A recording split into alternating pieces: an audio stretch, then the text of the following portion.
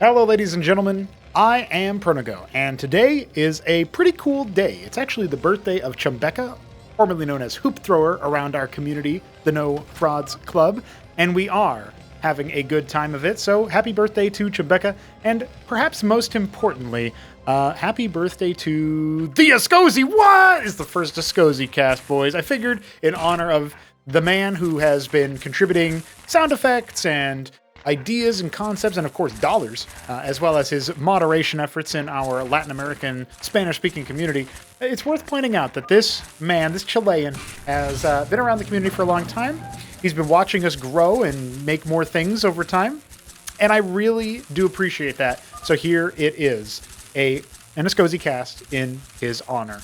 So, happy birthday to him, happy birthday to the Escozi as they are making their cast over debut. And Doglived has been the chief Escozi player for some time, working with Kutyam and many other players to experience some epic Cosmonarchy stuff. So here we are. Kutyam in the bottom right is the yellow Terran player. Doglived in the top left is the dark lavender Escozi player.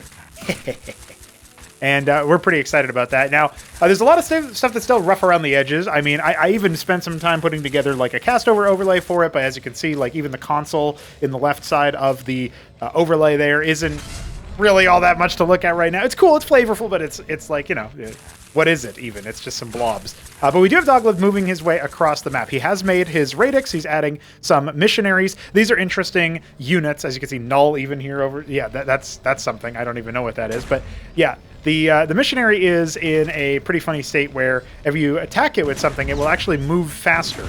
So there's your little nifty to do there. So he goes there for just a moment, but then does indeed get bopped. So Doglived not quite on the ball with that, but also vultures are pretty good counters to missionaries because they, if you're going up against bio, okay, you're going to get hit a lot. You can micro a lot around that. And the missionaries do pretty good DPS as well, but you do struggle versus armor. So mech is a natural choice versus someone who's going for radix anyway. For now, also, when you team build with the Escozi, which is their unique building mechanic, as you can see here, you will notice that sometimes they end up having less HP than their max HP. That's because currently team building does reduce the amount of HP that you get. The HP growth is not as high as the build time growth. And while I didn't necessarily intend that in the initial math, I thought, hey, let's try that out, actually. Maybe that's a natural sort of counter to rushing out a bunch of structures. So a function is on the way as well. These are the mech structures here for the Escozi. And this one was just built straight up with no changes there, so that's kind of interesting. We have the Intendant, which is sort of a kit bash of the Atreus, of course, if you guys couldn't figure that one out. The Missionary and the Proselyte, which I don't think we're going to see in this particular game, but it's made out of the Landlock. It's just that the Escozi obviously want to keep making their structures if they can. They want to keep making their units if they can. Doglived tells me, though, he's played a lot of games as the Escozi. He tells me they construct a lot of things. So that's pretty interesting. Their tech progression is such that they have the Gauntlet here, which unlocks the Intendant, but it also unlocks a unit from the Radix. Specifically, I believe it unlocks the Cardinal. I'm trying to go off of just pure memory here. It has been a while since I've actually played as the Escozi myself in my own playtest. So, yeah, the Cardinal is a supportive... I'm thinking of the Vicar, actually, is unlocked by the Gauntlet. The Vicar we might see, it has an ability that teleports allies towards itself. And Doglived has already been experimenting with stuff like that. So that's pretty neat. I like that. I like that a lot. One of the things that we're going to see over time is... essentially just how well the Escozi end up shaping up with their Tier 1 capacity. They only have Tier 1 units available, and not all of their Tier 1 units are functioning just yet. And I guess it's worth pointing out, I know that everybody's going to be like, Protogo, look at the Escozi units, look at the Escozi structures, look at them, they're new, they're fancy. Yeah, listen, it's true. They are a little bit new, and even though the graphics need a lot of work and stuff, they're pretty cool. It's pretty cool to have another race in the game that people are actively playing. And it's also, that's an interesting production icon for the Landlock. Yeah, that's something I got to fix. This is my first time casting the Escozi, so you guys are all learning with me. Don't worry about it. We'll figure it out. But yeah, the thing about the Escozi is that they are very brand spanking new, but there is something new about the Terrans. I don't know if you guys have noticed it yet, but the Mason received an animation update courtesy of Solstice. I actually got sent that on Solstice's birthday, if you can believe it. So that got in pretty quickly. Now we do, obviously we're missing like wireframes and stuff. We'll get all those icons set up, sorted out, And of course, stuff like the production icons aren't all the way fully furnished just yet either. Cyclops drop on the way for Kutyam. We'll see if he can get some good damage dealt to the Pilgrims. They don't have any more durability than any other worker. You know, they're pretty vulnerable in that respect. So you can see him starting to pull away. The Intendant's on the way back. They don't attack air, the Intendant, but they're pretty good at dealing with stuff like the Cyclops in small numbers here. You can see him just trying to kind of sort them away with the missionaries, which also have a bit of a sound effect bug right now, if you guys didn't notice. They don't always seem to play their sound file. That's an easy fix in theory. Now, the Cyclopses are mostly still actually in that Trojan, while we have an attack on the front, but the Ursa driver here for the Intendants does deal some splash damage. It's not quite enough to just straight up walk over that. A couple of military units and Pilgrims are being executed over here by the drop, so pretty good stuff there from Kutyam, but Doglived is still trying to pressure the front gate, and there is a third base on the way for Kutyam. We'll see how that takes shape. There's a Rove, there's some more Pilgrims moving over to 12 o'clock, it looks like, maybe to try to get an expand going. And most of the Harvesters are down here. There is a single missionary with very little HP. Oh yeah, he's hiding in the mineral line there. He's hoping that he doesn't get selected for recycling. And there it is. Looks like 12 o'clock is going to be another site of a landlock. By the way, their tech progression is such that they gain access to Tier 2 once they achieve their Gauntlet, and then another tech structure, a tech center called the Cipher, which provides access to the Cardinal that I was mentioning earlier, which is like a sort of... Oh no, it's the Mimic. The Cardinal is actually available from the default, but the Mimic is available once you make the Cipher, and you also get access to the Scepter when you make the Cipher, and the Scepter is built at the function. So we'll see those units over time. Perhaps we will. The landlock is under duress. Looks like it's going to be forced to cancel, even though it was pretty close to being completed. And Escozi structures do not burn down, even though they currently borrow the Terran Fire graphic and the Terran Construction graphic. I think I should be able to replace some of those pretty quickly.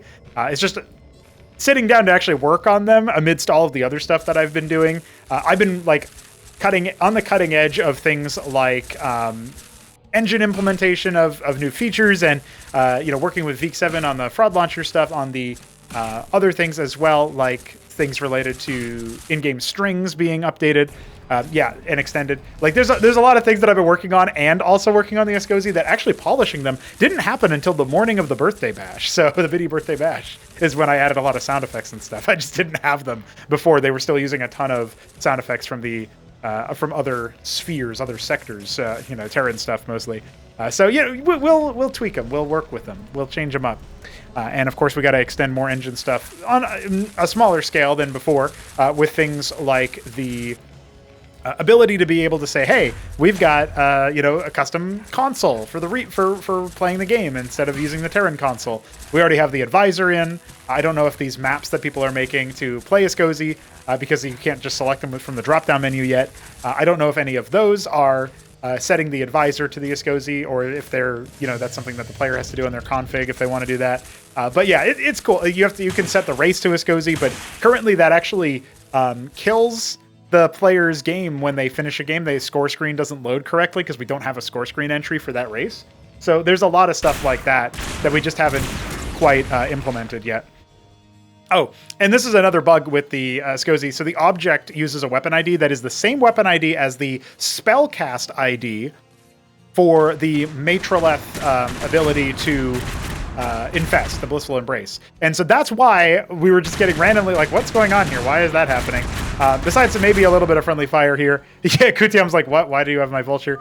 You stole it? And that's just a bug. I did actually fix that already, so you won't see that in the future. But I also even asked Doglived before, because he submitted this replay, and I was like, hey, did you use that bug with the object? Because I don't really want to show that, like, if you were using it as a gameplay mechanic and not just an incidental, oh, I accidentally stole a unit. That's just because I was trying to make sure that we didn't get anything like that. Now, the Trojan was empty. All the Cyclops had already left the building, and we have a pretty big Escozi force trying to set itself up here for some success, but it will struggle to deal with the Matadors. Not a lot of armor penetration and frontline fights come from the Escozi units typically. Now, we do have some of the Vicars. We talked earlier about them being able to pull the unit towards them. They can pull allies towards them with an active ability. It's not like the Siren, which is an on-hit and targets enemies. You can only use it on allied units, but you can try to pull them to safety effectively. And we do indeed have some more expansions being set up here. I believe this version of the game features, oh wow, a lot more functions coming up in a second. Radix was made for the Vicars as well. And there is the Cypher. So that's the second half of the tech for Tier 1 that will unlock Tier 2 and also enable more units. By the way, you need the Gauntlet to, or the Cypher, one of the other, to enable the air production facility, the Cosmoscope. I don't think Doglived is going to deploy that anytime soon, but we'll keep an eye out for it. Obviously, I don't have great clarity with the icons here just yet, but not all of them are actually implemented. But the Cypher's on the way, and the Gauntlet's already finished. Shout out to 5 Nations for the Gauntlet asset, by the way. Everything else is ripped from other, abandonware or permissionware, I guess you could say, where people have been like, yeah, whatever, it's fine, you can use that. And will be replaced over time, as you might have guessed. Some of these models, like I kitbashed the Atreus model into the Intendant, so that's ours. I kitbashed some stuff for the Missionary, for the Proselyte, which we haven't seen yet. Rovis from 5 Nations. The Vicar and the Cardinal are both from some of the Korean games that were made out of inspired by Starcraft clones. And they've recolored, of course, to fit the palette, if you will, of the Escozi, which is very green-oriented. The Pilgrim is also a model that I kitbashed from the original Legionnaire. Or no, it might be the new Legionnaire, actually, that I kitbashed into. I think that's what happened there. So, shout out there. Big ups to Solstice for giving me so many things to kitbash. Base number 4 on the way for Kutyam, but we'll see what Doglived can do about it. This force is actually a little bit scarier. So the object has a passive that when it is destroyed, you will see the... that's an easy fix. That is 2220. I actually don't remember. That might be the object itself. I think that might be the object itself. Anyway, I'd have to go back and look at it. But the objects are an interesting choice because when they take fatal damage, they deploy into the ground, which we don't have great visuals for just yet. But that is a thing that we have access to for the object. And when it is grounded in that way, it becomes even tankier than it already is. And you may have guessed from the bubble, that's a shared read from the Antseal and actually technically the Azazel as well. The bubble intercepts projectiles in 4 range. So 4 range around it. Units are instead attacking the object. And then when they deploy, they gain more armor, which means that they get a second life bar, basically. It's the same amount of health that they have right now, 160 health. So it's effectively 320 HP, but some of it at increased power there, shall we say. So that's our extra landlock coming in for base number 4 at 9 o'clock. We have the Mimics on the way as well. These are technically kitbashed from the Goliath, if you can believe that. And the Scepters are also on the field, a graphic from 5 Nations as well. I think it should be able to win the 1v1 versus the Matador, but obviously you don't have a great option there. Oh my god. So there's no air splash. There is no air splash whatsoever. This is going to force a big unload from Kutyam. And I like the idea of all of the Cyclops, but they are all clumped together in one spot. And remember, the Intendant has that primary splash damage on its main gun. So that was a fairly easy cleanup, actually.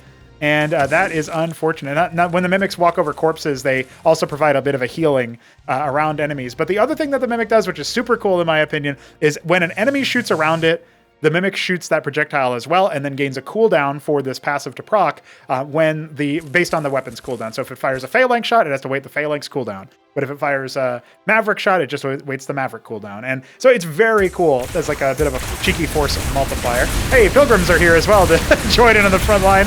That's not expected. Scepters also have that deployment passive when they are there, and you can see the Vicars are actually moving them back even after their deployment so that they can be further away from the enemy forces, and that is just a humongous crunch into the middle of the map where you typically don't want to be microing all of your units there. A big drop at 12 o'clock, though, should be good for some counter damage. Only thing that's here to defend are grandstands, and they were in the default cannon module, which doesn't suck, but isn't the most stupendous amount of damage that you're going to see, so the landlock will be destroyed. Down here at the 6 o'clock, though, looks like the objects are immobilized on this is like the worst like Lake's style like lurker egg in StarCraft 1 block that you can imagine, actually, but the phalanxes are still going to be pretty good at bombing them down. We do have a response to try to clear out 12 o'clock again. Looks like the Pilgrims are the Pilgrims returning? No, that's just the armor, or rather the army. Big Pilgrim rally over to 9 o'clock. They complete their pilgrimage, shall we say. And yeah, it looks like the Escozi army is going to continue moving into the next round of play. I feel like with the Tirades, the Scepters, there's a lot being produced right now. The Cosmoscopes are online, as you can see. And yes, it is just a H for helipad. I guess I can change that. I can quickly kitbash that. That's easy. And probably should. The grandstands for the towers are going to be all right. Cyclops and the anchors are actually splashing a lot of these units, making it pretty difficult for the anchors to get much happening over here. Or rather, very difficult for the Escozi army to get much happening over here. But when the Scepters end up being in their deployed mode, they gain increased range and attack speed. Also, the Scepters scrap enemy units that they damage. If they die, they will actually feed Doglived resources, which is pretty cool. But it doesn't seem to be happening much over here, as you can see. Looks like this attack will mostly be absorbed. There is no other ramp into here. That was an older version of Demilune that had that little feature, nifty feature. I feel like overall, obviously Kutyam has been keeping ahead, economically speaking. He's just now setting up his 6 o'clock again, though. So I suppose they're dead even right now. A lot of workers on both sides, a lot of money, a lot of minerals on both sides. But this is the kind of situation that really favors the non-Escozi race. Because what more tech development can you actually see from the Escozi by this point? The answer is not much, right? I mean, they only have so many units. They only have tier 1 stuff. This update does have the abutment, which is their sort of tier 2 gas cap thing for the geyser. They do have that available to them now that they have both the gauntlet and the cipher. And they also have something called the bounty, which when it is deployed actually regenerates mineral fields within a pretty generous range. It increases the amount of minerals in the base. But we aren't facing depletion just yet, so there is that as well.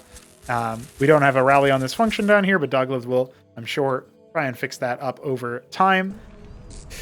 I am not liking the look of it for Doglived, though, I will say. It's pretty banger, though, that he's lasted 17 minutes. It's just that Terran feels like a really good composition to play into the Escozi right now until the Escozi get their extra tech and, you know, maybe some of their other stuff fastened out. Madrigals have already been deployed to try to shoo off the tirades. They're showing the door for now. Pilgrims are migrating to the bottom left. Looks like this phalanx little battery over here is going to be taken care of easily enough. The tirades are pretty good at DPS.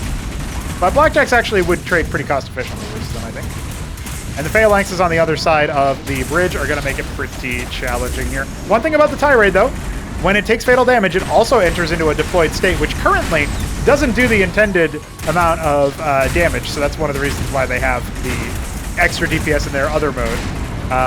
But it's still pretty cool. It's still a pretty terrifying unit, honestly, when you see this many. Blackjacks are making a break for it, now engaging the main army. They're turned into scrap, just like you would hope for the Escozi's sake. The Watchdogs landing over here. No Madrigals have been migrated just yet. A lot of phalanxes on the other side of the bridge, and a lot of Blackjacks did go down with not much to show for it. Doglived still not setting up his base number 5 in the bottom left, so for a second, I thought maybe he would have a pretty good little setup here. He's adding more Cosmoscopes. The answer is when you can't build more, higher tier tech, you need to build more of what you already have. Also, if the enemy ever goes mass air, you can see Helions from the Escozi. They're a pretty good anti-air fighter that also has the scrap passive that the Scepter has. So it's pretty nifty overall. Start consuming enemy, air units for the purposes of giving you more resources. A lot of grandstands being deployed over here at 12 o'clock. See how those go over time, of course. I don't know. Right about now, I'm thinking to myself, okay, what we need from these guys is... What we need from the Escozi is going to be some movements here. These are deployed Scepters, of course, no read right now, just yet. We really need like a fresh model for them. These are Five Nations assets. But the Tirade, the Object, and the Scepter all need to have some sort of model thing. I did technically animate a deployed pose. Oh my god. Oh no. We've seen this story before. Usually it's Protoss. The Madrigals were not here to try to control the Tirades, and now you can see, well, they're going to go down pretty hard once they do get hit with those Madrigal shots. But that was like 5 phalanxes that were just ignored. That's a lot, big splash stack. But the Madrigals are on the front lines instead of being protected by Blackjacks or Cyclops or anything. All of the units, they were across the bridge. Kutyam's got to storm to the front. Otherwise, he's just going to get rolled over by the Escozi mech. The constant movement of the Escozi army, the hit and run tactics, if you will, maybe being a little bit more frontal than we might have initially expected from the showing, but Doglived has gotten a ridiculous amount of production up, and even he is not keeping his money low in the process. We've got more Madrigals where that came from. The Blackjacks trying to duel the Tirades. The Scepters have the deployment passive as well, so everybody's got a little bit more health peak Escozi gameplay, says Kutyam as he's trying to deploy what few units he has left. Also Terran. Yeah, he's enjoying the fact that they're in a slugfest right now, I think. But remember, if Kutyam wasn't making 11 phalanx right now, he could be making tier 2. He's got so much money. Oh yeah, the new cleric model receives a short-lived shout-out. Don't worry, we'll see it a few more times. That was done by Delta and reanimated or updated, animated by Solstice. And the death animation was also processed by him. But, you know, when you rally into scepters like that, you are just feeding resources to the player. Not that he needs more minerals. Can you send him some Eidolons or something? Well, the madrigals would be appreciated as well. Looks like these deployed tirades are going to be absconded, taken out.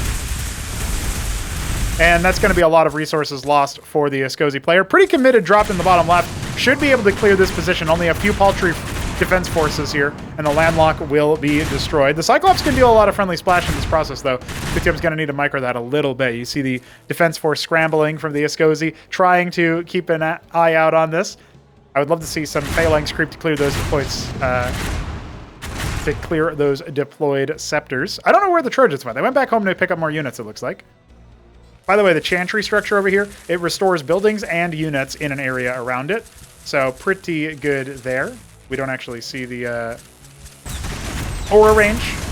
I don't think I've configured my config for that, actually, but either that or I forgot to program that in.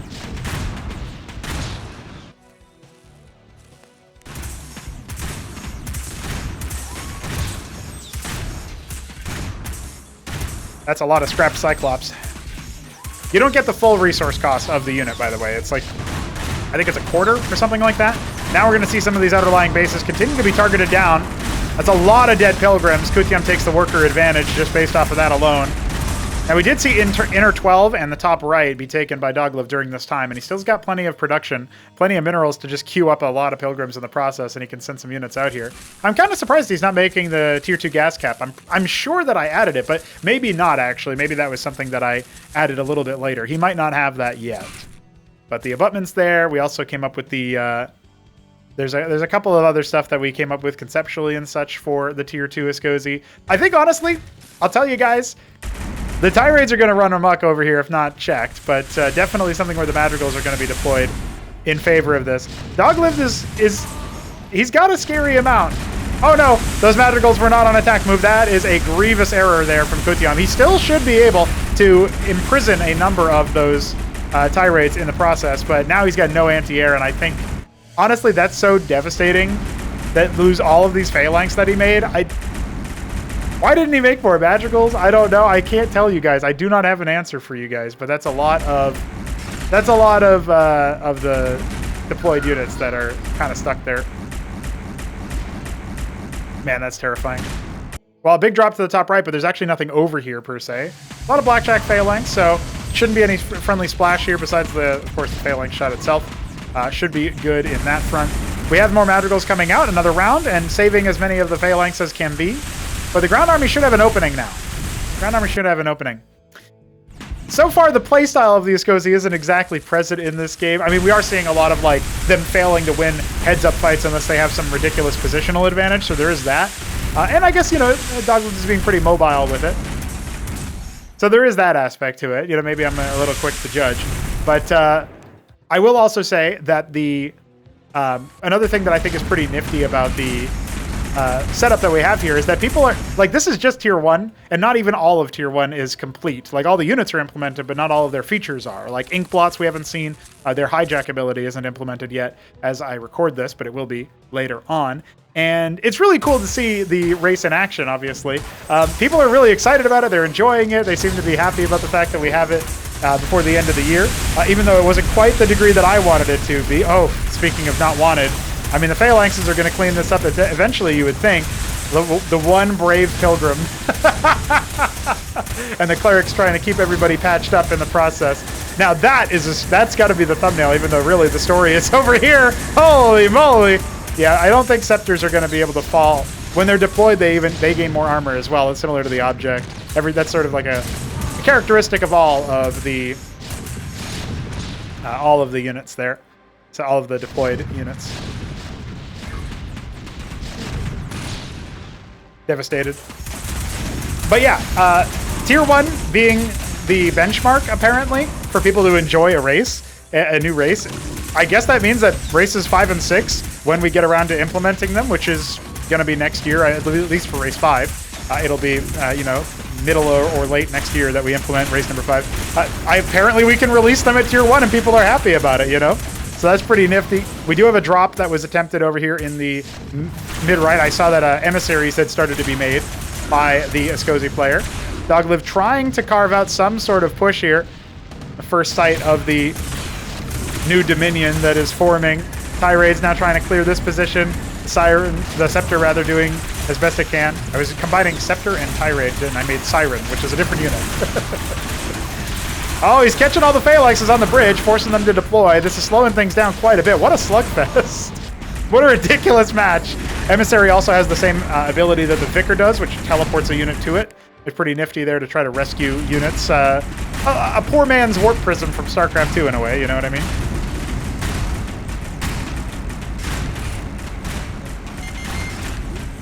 And it looks like this base will be broken. It is depleted in terms of minerals as well. Something you can't say about 12 o'clock or 9 o'clock right now for Doglived. And minerals are not his concern anyway, let's be real. He's added a bunch of missionaries. He's only got the 4 radix, it looks like. Oh, he added a 5th one, but forgot to rally off of it.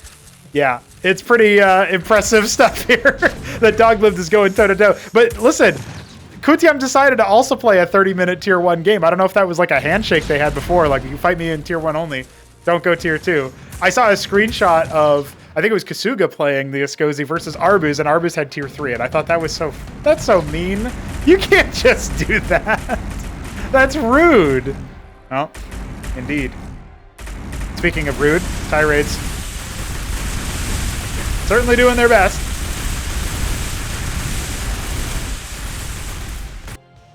All right, the emissaries are coming in with scepters and missionaries galore. Only a cleric and a cestus left over here to warn Kutyam of this eventuality. He's adding some defenses over here, but he doesn't have that much. This is going to be the push that I think could theoretically get a lot of value for Doglived. Everything gets unloaded behind enemy lines. The Blackjacks and Madrigals have to salvo over. It looks like the emissaries are mostly going down. You can shut up 5 nations for that unit graphic as well. Ooh, one of them escapes with 8 HP. Yeah, they do not have the biggest health, that's for sure.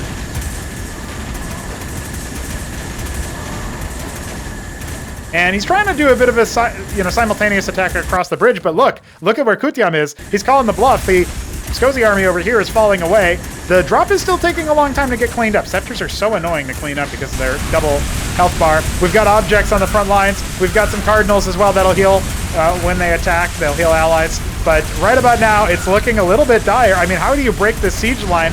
Your tirades are getting shot down. There is a Helion. It doesn't help over here. There's no air units, but I guess it draws some fire. And there's the flank from the Scepters on the other side. The phalanx count is a little bit, it's precipitously falling actually. He's only got 16 of them left.